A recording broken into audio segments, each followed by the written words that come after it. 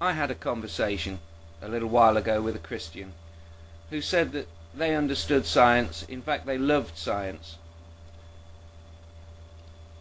but they also believed that Jesus was the Son of God and that Mary was a virgin. So I asked them to just write me a little bit explaining how atomic bonding occurs. I already had a trap in mind, you see. And this person replied with a paragraph that was entirely accurate. There were no errors. So they demonstrated they did understand how atomic theory worked, how atoms bond together using the electromagnetic force, otherwise known to some of us as magnetism. Electricity and magnetism are different sides of the same coin, if you like. I then asked the Christian concerned to explain to me, using the language of atomic theory, how Jesus was conceived in the womb of the Virgin Mary. And the Christian concerned replied and said, nobody could possibly know that.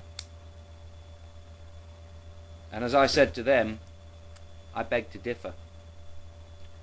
We know exactly what must have happened inside Mary's womb for Jesus to be in any sense connected to, let alone the Son of God.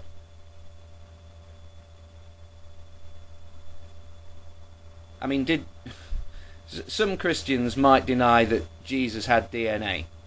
That's possible.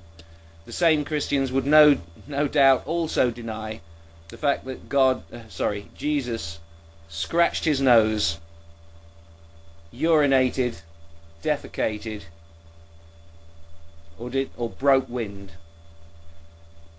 They might think he's so divine that he didn't do any of those things. Well, I'm sorry, but he ate the Last Supper, didn't he? So presumably ate all his life, and he slept. He was, if he existed at all, a human being with DNA. And he did all the things in the toilet that you and I do. But they don't mention Jesus taking a shit in the Bible, because that would in some way mask his divinity. But if you don't think Jesus took a shit, well, you are well and truly deluded. So back to the question of what happened inside the Virgin Mary's womb at the time of Jesus' conception. We do know what must have happened. In essence, God must have reached inside Mary. Not in the physical sense, because that would be crude.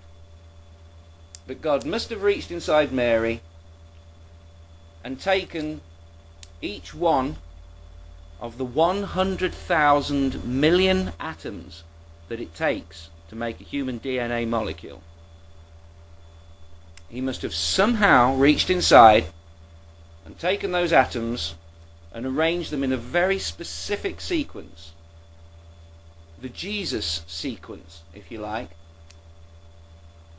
to make the baby Jesus. No other way of doing it.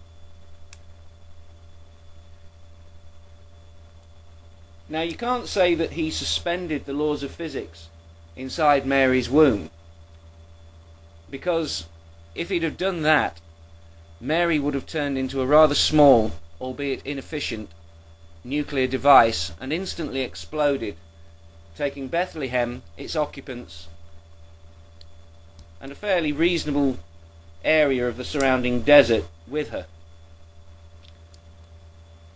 So God couldn't have suspended the laws of physics. The laws of physics must have stayed in place for Mary to continue to exist. So let's say, just locally,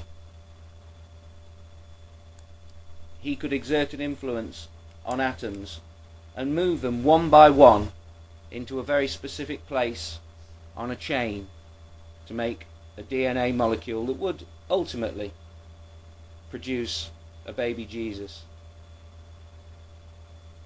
Now, if you want to know how to make a baby Jesus, I've just done it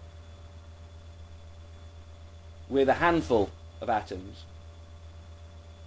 God's task was much harder, and the Christians no doubt think he did it in an instant. Don't tell me you're a rational Christian.